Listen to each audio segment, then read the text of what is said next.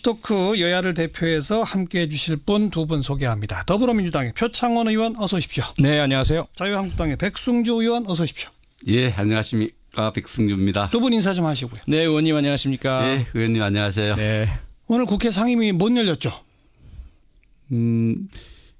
상임위원회 야3당이 안 가기로 해서 안 열리는 걸로 알고 있습니다. 그렇죠. 못 네, 열렸죠. 오늘 안 열렸습니다. 네. 그 직접적 원인은 어제 대통령이 강경화 장관을 임명한 거죠. 그죠? 직접적 원인이라 봐야죠. 백승주 의원부터 말씀해 보세요. 어떻게 보십니까? 예, 어제 청와대가 야3당의 어떤 입장과 다르게 강경화 외교부 장관을 임명한 것에 대해서 저희 자유한국당은 한 170여 명의 국회의원의 어떤 청문회 결과를 바탕으로 한 입장을 무시한 것에 대해서 이거는 국민을 무시했고 또 국회를 무시했고 또 야당을 무시했다. 또 청문회법을 무력한 조치로서 강력히 유감을 표시한 그런 입장을 유지하고 있습니다. 네. 표창원 의원. 네, 우선 오늘 강경화 외교장관께서 취임사를 하시면서 국민의 외교라는 새로운 개념을 설파해 주셨고요. 그리고 국민들이 외교에 어떤 수혜를 입으실 수 있는 최초의 아마 그 외교 서비스가 시작된 것 같습니다. 그리고 꼭 그 4강 미국, 일본, 중국, 러시아만이 아니라 전 세계 모든 국가와의 외교를 새로 열었고요. 특히 외교부 직원들의 그 처우, 열악한 환경 개선 약속을 하셔서 뭐 환호성이 터지기도 했고요. 그런 것들을 좀 보시면 강경화 외교장관이 참 얼마나 우리 국민들에게 희망을 줄 수 있고 또 국제 무대에서 대한민국의 위상을 높일 수 있는지 이제 보실 수 있으실 것 같고요. 뭐 야당의 여러 가지 비판이야 감사하게 받고 아마 채찍질이 될 것 같은데 국회 운영 등에는 함께 해주셨으면 하는 그런 바람을 갖고 있습니다. 백승주. 현재 문재인 대통령과 문재인 정부는 정치의 어떤 지형을 정확하게 파악할 필요가 있다고 생각합니다. 이 여소야대 지금 120석의 의석을 갖고 있고 국민의 지지도도 42% 정도의 찬성을 해서 전체 지지도 한 30% 지지를 받는 최약체 정부입니다. 그래서 어느 때보다도 국회와의 협력, 협치가 필요하다는 것을 정확하게 인식하고 국정을 펴야 되는데 처음부터 국민의 대의기구인 국회를 무시하고 국회 의견 하나의 참조 자료일 뿐이다. 이런 인식을 갖고는 협치를 만들 수 없다고 생각합니다. 오히려 국민 여론을 앞세워서 협박하는 정치 이런 부분에 대해서 아마 이 앞으로 국정도 순탄하지 않을 것이라는 그 불안감을 국민에게 주고 있다고 볼 수 있습니다. 여소야대란 현실. 네, 그래서 문재인 대통령께서 원내 교섭단체 대표들을 전부 초청을 하셨죠. 그래서 김정숙 여사께서 직접 음식도 또 대접해드리고요. 또 국회 사상 처음으로 최초로 그 빠른 시간 내에 오셔서 인사를 드렸고 그리고 시정연설뿐만 아니라 일일이 야당 의석을 찾아가서 또 인사도 드리고요. 그런 협치의 노력들을 하신다는 것 좀 감안해 주셨으면 감사하겠고요. 그리고 잘 아시다시피 인사권이라는 건 대통령의 고유 권한 아니겠습니까? 그래서 총리라든지 헌법재판소장 등의 국회 인준이 필요한 부분은 당연히 국회 인준을 거쳐야 되겠지만 다른 국무위원 후보자들에 대해서는 인사청문위원회법 자체가 그 국회에서 철저하게 검증을 해 주시고 그 검증에서 나타난 문제점들에 대해서 국민들께서 평가를 하시면 인사권자가 최종적으로 결정하시는 것이죠. 그럼 그 이후에 만약에 인사의 결과가 잘못 나타난다면 야당께서 거봐라 우리가 이렇게 비판했는데 왜 임명을 했느냐 라고 하실 수 있으시겠지만 만약에 강경화 후보자처럼 이렇게 장관처럼 잘하시는 모습을 보이시면 우리가 채찍질해서 잘하는구나 이렇게 해주시는 게 훨씬 더 협치의 의미 아닌가 그렇게 생각합니다. 여소야대를 감안해서 다른 정부와 달리 대통령도 할 만큼 야당한테 했다 그런 전제이신 것 같은데 어떻게 그렇습니다. 보세요? 백승주 의원. 그 감성적인 정치를 하고 있다 저는 이렇게 느낍니다. 감성. 그러나 정치를 하면서 대통령이 그 참모들과 격의 없이 토론하고 또 여러 가지 감성적 접근하는 모습 자체는 아주 좋습니다. 지금 요구되는 것은 야당이 요구하는 것은 이 감성 정치가 아니고요.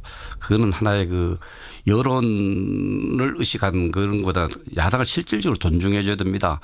인사청문회법에 따라서 청문 의견들의 의견은 대통령 최종 인사권자가 인사를 할 때 물론 구속력은 없지만 그러나 구속력이 없다는 것이 명시는 안 됐지만 어느 정도 구속을 받아야 됩니다. 그래서 청문회의 의미가 있는데 이것을 공개적으로 이런 고유한 권한이고 청문회의 청문위원들의 어떤 목소리들은 참고용에 불과하다. 청문위원의 목소리를 들으면 안 됩니다. 170명은 국회에 가망성 없는 국민들의 대표하고 있습니다. 네. 이분들의 목소리를 진심으로 경청하고 거기에 귀 기울이고 하는 그런 모습이 협치의 제도화로 가는 길이다. 감성적인 접근만으로는 안 된다 이렇게 생각을 합니다. 대통령의 그 고유 권한이라는 말이 원칙적으로는 옳으나 네. 인사청문회는 참고 자료다라고 하는 말은 역시 또 국회 입장에서는 무시당했다라고 볼 수 있는 거 아니겠어요? 네, 그 부분이 아마 그 대변인이 설명하시다가 나온 말씀이었던 것으로 제가 기억을 하는데요. 대통령께서 인식을 그렇게 하고 계신 것은 아닌 것으로 알고 있고요. 다만 이제 국회에 계속 요청을 드리고 가급적이면 인사청문 보고서가 채택되어서 그 협치 또 야당들의 격려 속에서 장관을 임명을 하고 정부 출범을 하고 싶어 했죠. 그렇게 많이 노력을 했고요. 하지만 아시다시피 정부가 이제 출범을 해야 되는데 시간은 없고 그리고 특히 지난 정권에서의 대통령 탄핵으로 인해서 급박하게 치러지는 선거로 인해서 정부 준비의 기간이 많이 부족했지 않습니까? 이런 부분도 좀 감안해 주셨으면 하는 것이 대통령의 뜻이죠. 자, 조금 이야기를 확대하겠습니다. 이게 강경화 장관 얘기만으로 출발을 했는데 백성주 의원께 먼저 발언 기회 드릴 거예요. 지금까지의 인사 전반에 대해서 좀 이야기를 해봅시다. 지금 안경환 장관 후보자는 자진 사퇴로 일단 1호 낙마 사태까지 벌어지지 않았습니까? 이제 그 외에 이미 장관으로 임명돼서 일하고 있는 분도 있지만 앞으로 남아있는 분들도 김상곤, 조대엽, 송영무, 김은경 뭐 등등 쭉 있단 말이에요. 지금까지 전반적인 인사에 대해서 한 평가 한번 백승주 의원 이야기해 보시죠.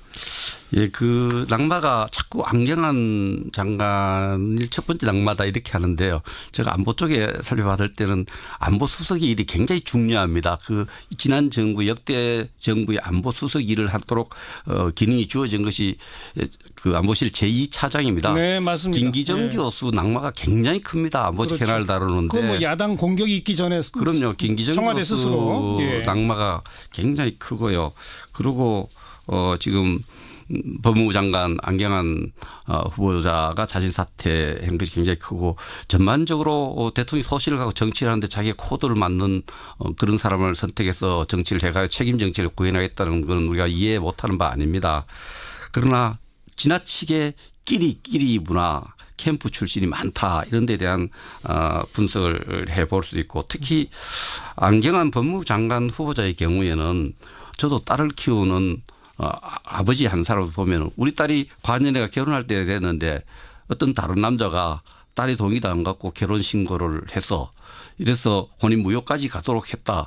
심각한 거예요. 난 이분이 어떻게 인권위원장을 하고 서울법대 교수로 20년 이상 근무했는지 그러면 이것을 청문회 과정에서 밝혀주면은 진심으로 그 부분을 뭐 인권위원장도 했고 서울법대 교수를 했으니 뭐 그까지 생각을 못해서 미안하다. 머리 숙여서 죄송하다 그러고 이렇게 챙기지 못했던 검증하지 못했던 부분을 찾아줘서 걸러줘서 청문위원들하고 국회에 감사하다고 생각해야 되는데 이 부분에 대해서 국민들에게 진심 어린 어떤 사과나 이런 부분이 없다는 거죠. 그 인사 내용에 대해서 지금 저도 뭐 헌법재판소장 청문위원으로도 활동하고 또 국방장관 청문회에 된다마는 좀 더 후보자들도 그렇고 이분들이 국민들이 느낄 때 좀 뻔뻔하다 이런 느낌을 갖고 어떻습니까?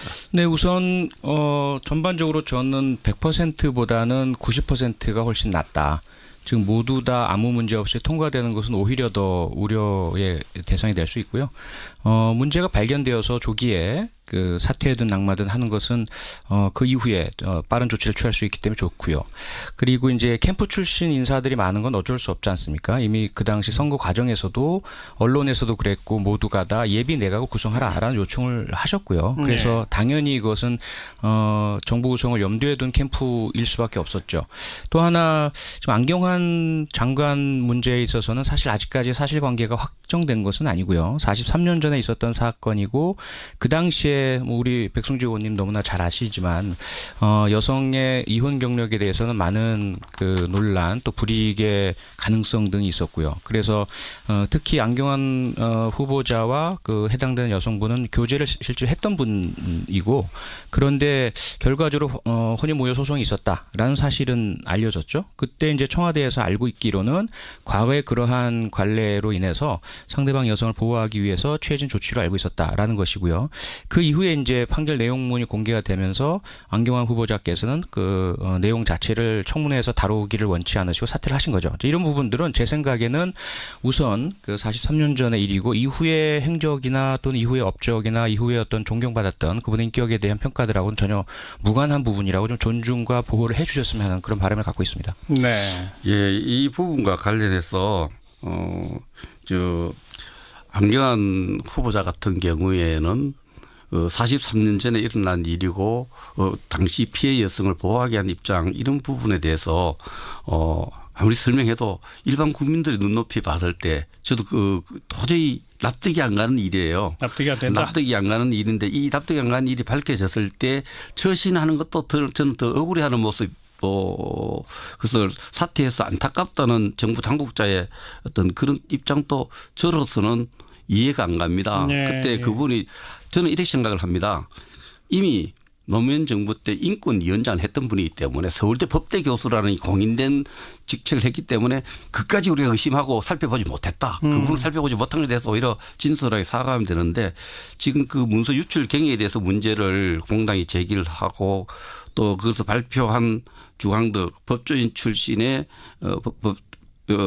우리 당 의원에게 문자 폭탄이 많이 접근이 터져서 이런 부분에 대해서 모르겠습니다. 뭔가 생각은 다 다를 수 있지만은 도저히 납득할 수 없다는 생각이 저는 갖고 있습니다. 자진 사퇴할 정도였으면 청와대 문재인 대통령이 먼저 사과부터 해야 되는 거 아니냐에 대해서 한 말씀 듣고 우리 청취자분들 전화 좀 받겠습니다. 일단 자진 사퇴를 하신 부분까지 아마 좀 보시고 그런 문제 제기의 결과로 사퇴가 이루어졌다라고 받아들이시면 될 것 같고요. 이틀간의 2만 건 저는 그 사실 12월 3일부터 5일까지 지금 자유한국당 지지자 분들로부터 이틀 동안 2만 5천 건을 받았습니다. 그래서 그 부분은 정치인이 좀 감당해야 될 부분일 것 같고요. 그리고 그 유출 경위 부분도 먼저 이제 저희 당에서 문제 제기하기보다 그 일반 국민들께서 이게 가사소송법 위반이라고 하는데 왜 가만히 있느냐라는 지적과 요청들이 많으셨기 때문에 가사소송법의 현행법 위반의 소지들이 분명히 있기 때문에 이 부분 밝혀야 될 것이고요. 그래서 밝히는 작업이라고 그렇게 이해해 주시면 감사할 것 같습니다. 자, 문재인 정부의 인사 어떻게 볼 것인가.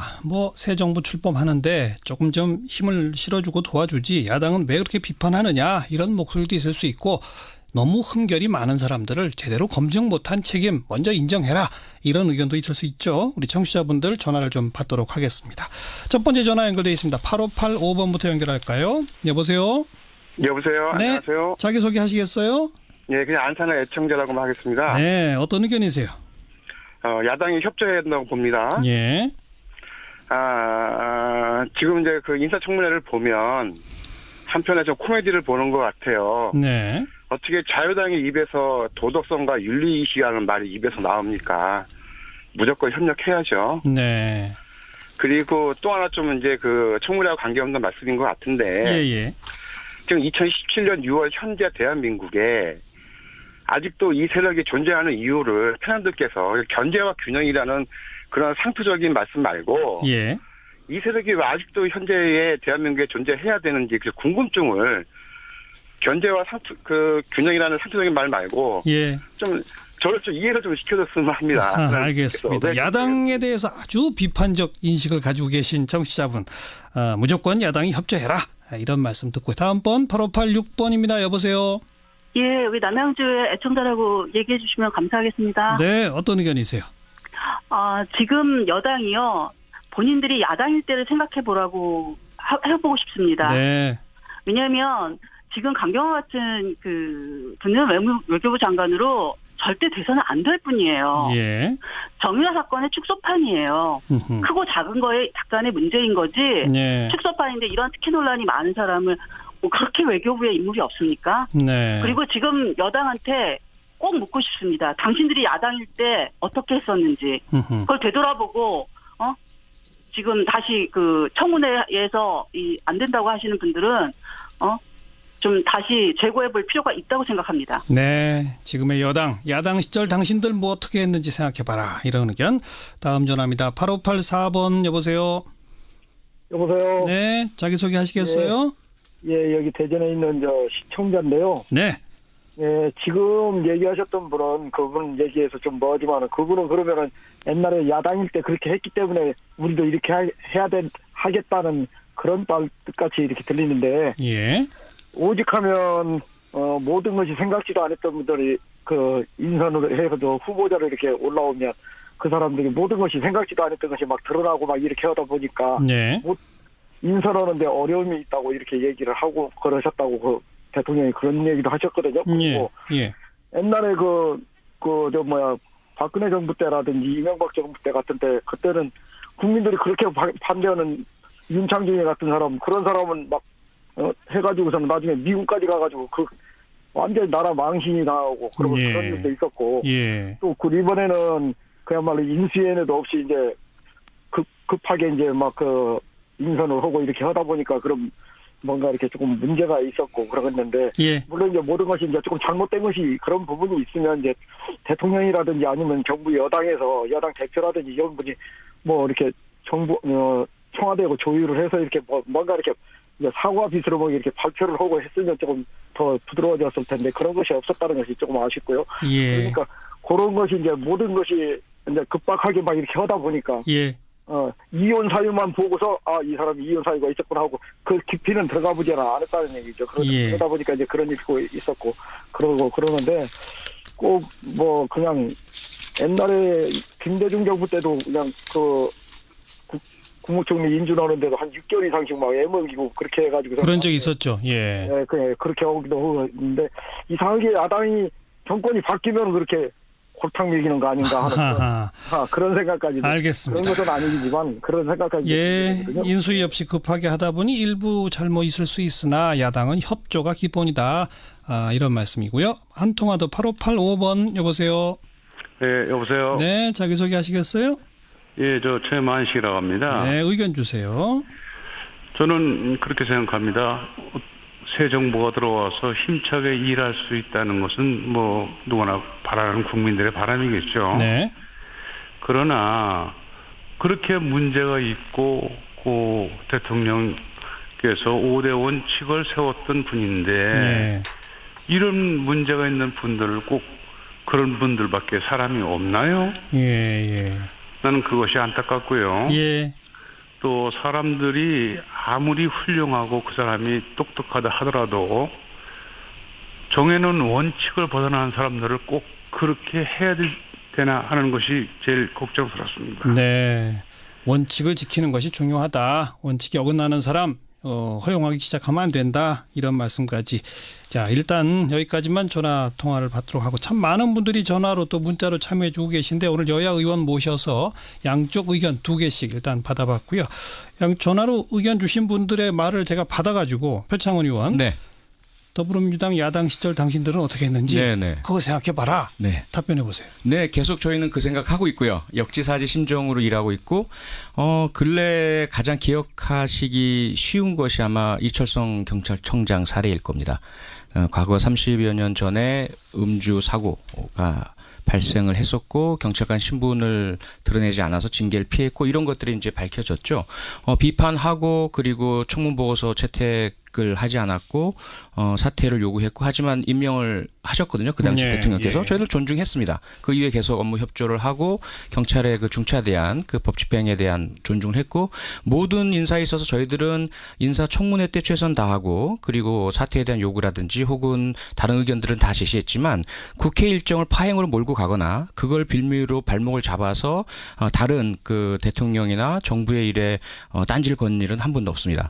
지금 그래서 저희들이 요구하는 것은 반대하지 말라는 게 아닙니다. 비판하시고 문제 제기해 주시고 하지만 인사청문회는 인사청문회로 완기를 짓고 그다음 인사권자의 인사 결정의 이후를 보시는 것이 낫다는 거죠. 자, 국회 일정 문제는 좀 이따 다시 논점으로 던지도록 하고 백승주 의원께도 청취자분들 전화해서 아니 매번 정권 출범할 때마다 왜 야당들은 그러느냐. 좀 특히 이번에 인수위도 없이 출범하는데 협조하면 안 되느냐. 이런 목소리에 대해서 어떻게 들으셨는지.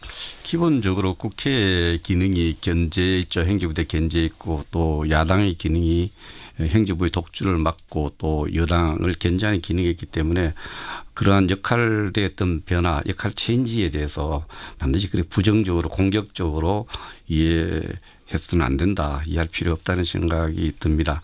그래서 역기사지 입장에서 보면은 그 업무의 적합성 분야를 저는 많이 따져봅니다. 예. 그래서 이번에 김상조 의원 같은 공정거래위원장 같은 경우에 불과 4년 전에 저희들 박근혜 정부가 출범할 때 한만수란 분을 공정거래위원장으로 임명을 했어요. 이분이 크지도 않은 외국 기업에 대한 자문했던 것을 문제 삼고 또 여러 가지 문제를 삼으니까 이분이 정부에 새로 출범하는 정부에 부담을 주기 싫다.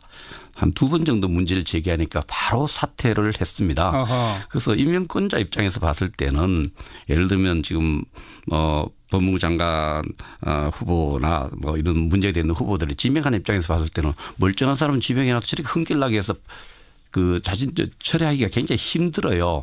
그래서 후보자들 스스로 정부나 대통령에게 부담을 주지 않기 위해서 흥결이 자기가 생각했던 기준보다는 훨씬 심각할 경우에는 사퇴함으로써 스스로 판단해서 사퇴함으로써 정부와 대통령이 부담을 들어주는 것이 예. 지금까지 청문회 후보자들의 어떤 상당한 부분의 태도였습니다. 그런데 이 부분에 있어서 예를 들어서 공정거래위원장을 임명한 김상조 후보 같은 경우에도 공정거래와는 완전 다른 삶을 살아왔던 것이 여러 군데 나타났는데도 불구하고 자신 사퇴 끝까지 그거 저 아니 후보자 아니면 안 된다 이런 태도가 지금 단기적으로는 예, 그렇지만 조금 이해가 안 된다 저는 그렇게 제가 좀 생각합니다. 역으로 질문을 드려볼까요? 그 표창원 의원한테는 여당이 보기에도 이건 좀 청와대가 잘못했다 싶은 분이 진짜 한 분도 없는지 한번 이야기해 보시고 백성주 의원한테는 지금 김상조 위원장까지도 비판하고 계시기 때문에 야당이 보기에도 그래도 이 정도는 무난한 인사들도 꽤 많다. 인정할 만한 분들은 어디까지인지 반대로 한번 얘기해 보시죠. 표창원 의원. 근데 지금까지는 지금 말씀하시던 김상조 공정거래위원장이나 강경화 외교부 장관이나 이런 분들은 정말 필요한 분이고요. 국민 다수가 지지하시는 분들이고 그다음에 이제 안경환 후보자 같은 경우는 아마 본인도 43년 전의 일이 이렇게 문제가 되리라고는 생각 못 하셨을 것 같아요. 그 부분만 제외한다면 그분은 너무나 적임자죠. 이후에는 모르겠습니다. 제 개인적으로 몇 가지 걸리는 부분들이 있지만 개인적인 분이라서 뭐 제가 말씀드릴 수는 없고요. 그래서 100% 모두 우리가 다 동의하고 만족한다. 그건 아니죠. 네. 우려하는 분이 있긴 하다. 네네. 자, 자유한국당은요? 예, 그 자유한국당 전부 안 된다는 아니신 아니죠. 거죠? 발목잡기 벌써 필요한 부분에 대해서 예를 들면은 전문 분야의 식견이 뛰어나고 여러 가지로 준비된 장관 후보 김영춘 후보라든지 또 약간의 그 하지만 김부겸 후보라든지 이런 부분에 대해서는 저희들이 흔쾌히 청문회 보고서 뭐 진짜 왜 빨리 보내나 할 정도로 빨리 결론 짓고 갔습니다. 그러나 전부 현역 의원. 아니 분야별로 이렇게 자기 적합성 예를 들면 지금 학자로서 교육부 장관으로 제일 중요한 게 논문 표절 네. 이런 문제하고 연결되는 부분은 좀 적합성에 문제가 있다.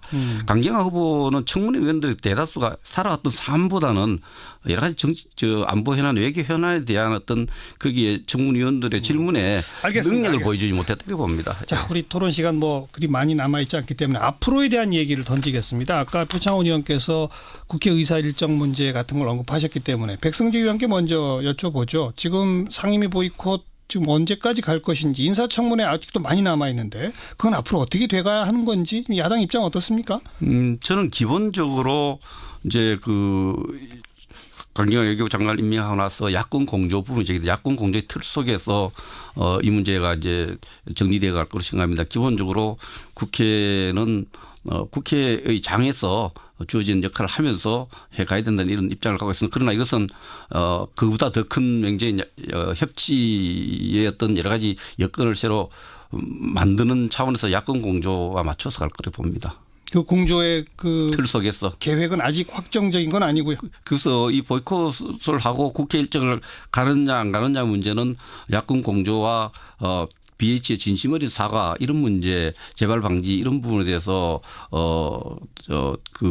하나의 국회 일정이 만들어가지 않겠느냐. 이렇게 생각합니다. 청와대의 진심 어린 사과와 재발 방지가 있다면 국회 파행은 조기에 종식될 수 있고 이게 없으면 장기화될 수도 있다. 이렇게 이해해도 되겠습니까? 이 부분은 저는 그렇게 봅니다. 어떻게 보세요? 그렇죠.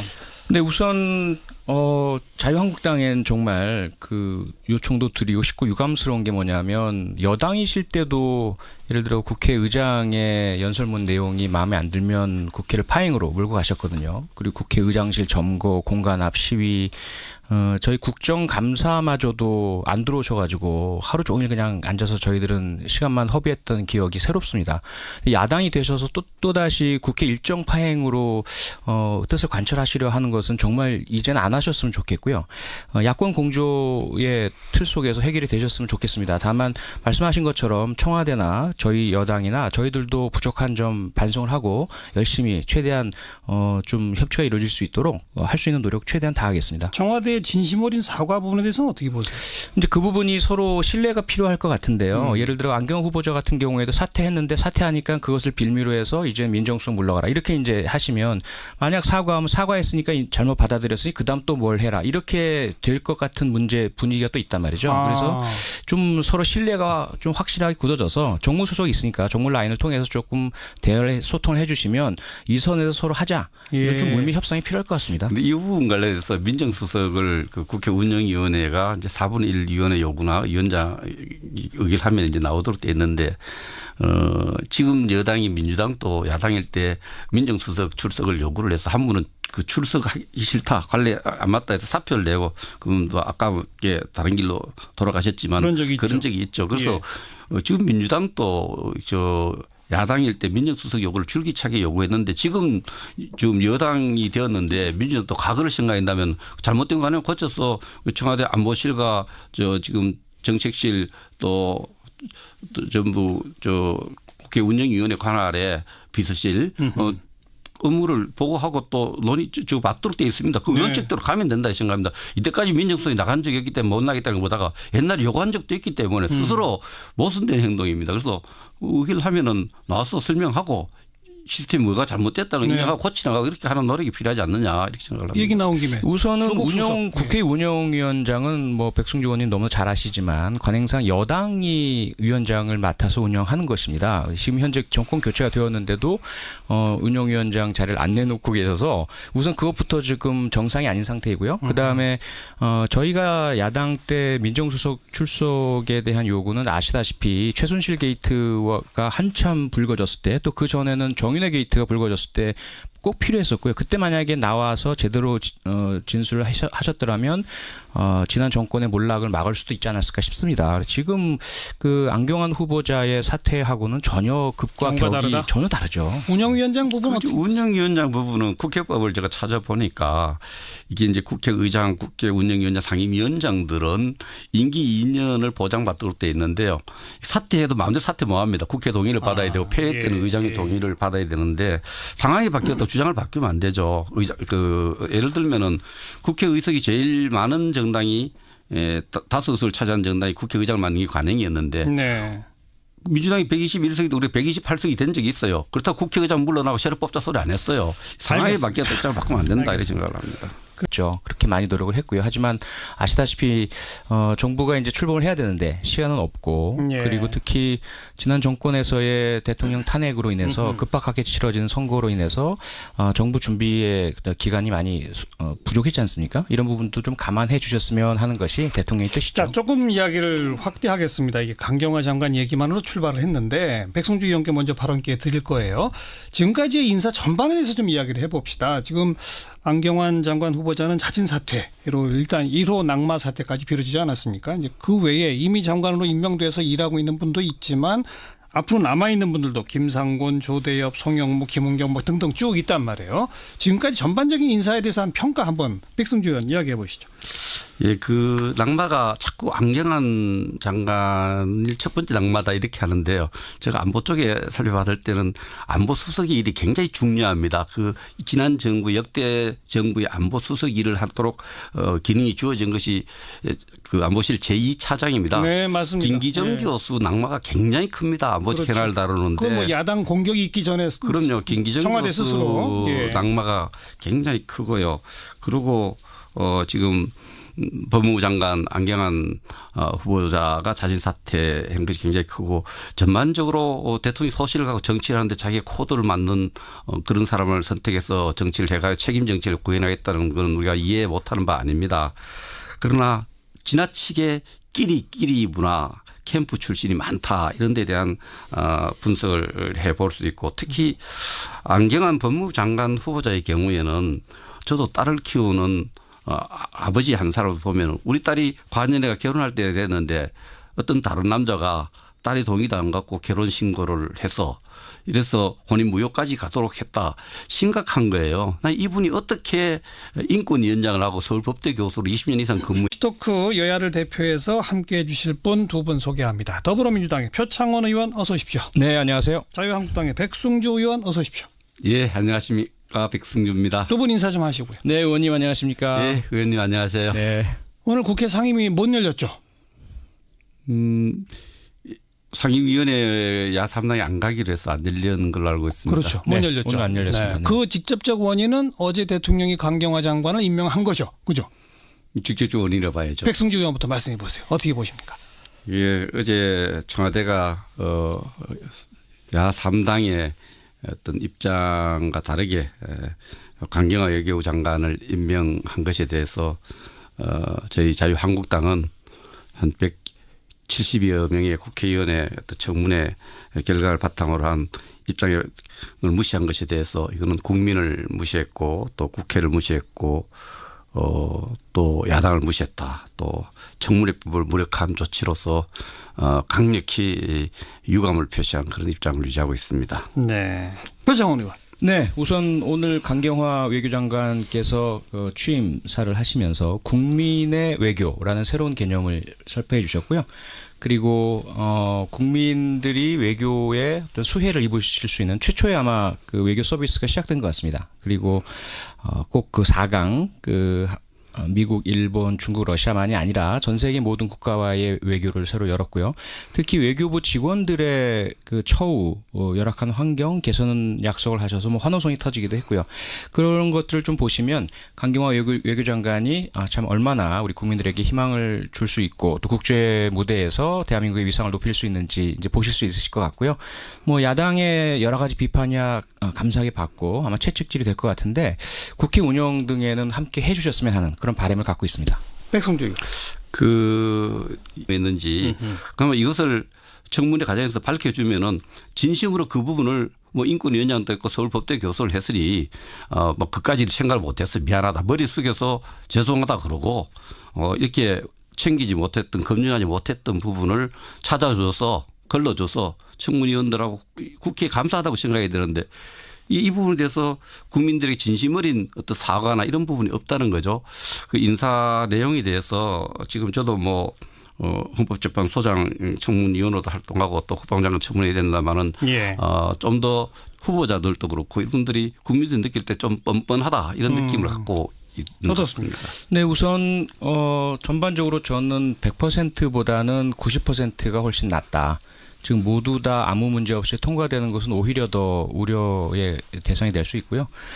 문제가 발견되어서 조기에 그 사퇴든 낙마든 하는 것은 그 이후에 빠른 조치를 취할 수 있기 때문에 좋고요.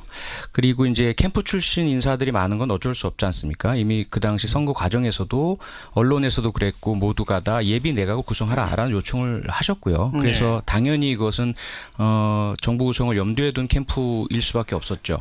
또 하나 지금 안경환 장관 문제에 있어서는 사실 아직까지 사실관계가 확정된 것은 아니고요. 43년 전에 있었던 사건이고 그 당시에 당시에 뭐 우리 백승주 의원님 너무나 잘 아시지만 여성의 이혼 경력에 대해서는 많은 그 논란 또 불이익의 가능성 등이 있었고요. 그래서 특히 안경환 후보자와 그 해당되는 여성분은 교제를 실제로 했던 분이고 그런데 결과적으로 혼인모여 소송이 있었다라는 사실은 알려졌죠. 그때 이제 청와대에서 알고 있기로는 과거에 그러한 관례로 인해서 상대방 여성을 보호하기 위해서 취해진 조치로 알고 있었다라는 것이고요.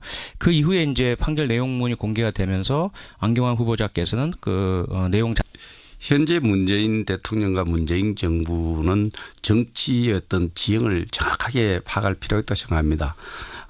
이 여소야대 지금 120석의 의석을 갖고 있고 국민의 지지도도 42% 정도의 찬성을 해서 전체 지지도 한 30% 지지를 받는 최약체 정부입니다. 그래서 어느 때보다도 국회와의 협력, 협치가 필요하다는 것을 정확하게 인식하고 국정을 펴야 되는데 처음부터 국민의 대의기구인 국회를 무시하고 국회 의견은 하나의 참조 자료일 뿐이다. 이런 인식을 갖고는 협치를 만들 수 없다고 생각합니다. 오히려 국민 여론을 앞세워서 협박하는 정치 이런 부분에 대해서 아마 이 앞으로 국정도 순탄하지 않을 것이라는 그 불안감을 국민에게 주고 있다고 볼 수 있습니다. 여소야대란 현실. 네, 그래서 문재인 대통령께서 원내 교섭단체 대표들을 전부 초청을 하셨죠. 그래서 김정숙 여사께서 직접 음식도 또 대접해드리고요. 또 국회 사상 처음으로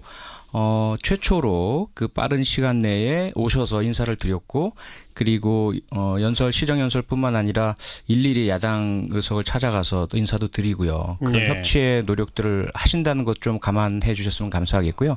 그리고 잘 아시다시피 인사권이라는 건 대통령의 고유 권한 아니겠습니까? 그래서 총리라든지 헌법재판소장 등의 국회 인준이 필요한 부분은 당연히 국회 인준을 거쳐야 되겠지만 다른 국무위원 후보자들에 대해서는 인사청문위원회법 자체가 그 국회에서 철저하게 검증을 해 주시고 그 검증에서 나타난 문제점들에 대해서 국민들께서 평가를 하시면 인사권자가 최종적으로 결정하시는 것이죠. 그럼 그 이후에 만약에 인사의 결과가 잘못 나타난다면 야당께서 거봐라 우리가 이렇게 비판했는데 왜 임명을 했느냐라고 하실 수 있으시겠지만 만약에 강경화 후보자처럼 이렇게 장관처럼 잘하시는 모습을 보이시면 우리가 채찍질해서 잘하는구나 이렇게 해주시는 게 훨씬 더 협치의 의미 아닌가 그렇게 생각합니다. 여소야대를 감안해서 다른 정부와 달리 대통령도 할 만큼 야당한테 했다. 그런 전제이신 것 같은데 어떻게 그렇습니다. 보세요? 백승주 의원. 그 감성적인 정치를 하고 있다 저는 이렇게 느낍니다. 감성. 그러나 정치를 하면서 대통령이 그 참모들과 격의 없이 토론하고 또 여러 가지 감성적 접근하는 모습 자체는 아주 좋습니다. 지금 요구되는 것은 야당이 요구하는 것은 이 감성 정치가 아니고요. 그거는 하나의 그 여론을 의식한 그런 것보다 야당을 실질적으로 존중해 줘야 됩니다. 인사청문회법에 따라서 청문 의견들의 의견은 대통령 최종 인사권자가 인사를 할 때 물론 구속력은 없지만 그러나 구속력이 없다는 것이 명시는 안 됐지만 어느 정도 구속을 받아야 됩니다. 그래서 청문회의 의미가 있는데 이것을 공개적으로 이건 고유한 권한이고 청문회의 청문위원들의 어떤 목소리들은 참고용에 불과하다. 청문위원의 목소리를 들으면 안 됩니다. 170명은 국회에 가방수가 넘는 국민들의 대표하고 있습니다. 이분들의 목소리를 진심으로 경청하고 거기에 귀 기울이고 하는 그런 모습이 협치의 제도화로 가는 길이다. 감성적인 접근만으로는 안 된다 이렇게 생각을 합니다. 대통령의 그 고유 권한이라는 말이 원칙적으로는 옳으나 인사청문회는 참고 자료다라고 하는 말은 역시 또 국회 입장에서는 무시당했다라고 볼 수 있는 거 아니겠어요? 네, 그 부분이 아마 그 대변인이 설명하시다가 나온 말씀이었던 것으로 제가 기억을 하는데요. 대통령께서 인식을 그렇게 하고 계신 것은 아닌 것으로 알고 있고요. 다만 이제 국회에 계속 요청을 드리고 가급적이면 인사청문 보고서가 채택되어서 그 협치 또 야당들의 격려 속에서 장관을 임명을 하고 정부 출범을 하고 싶어 했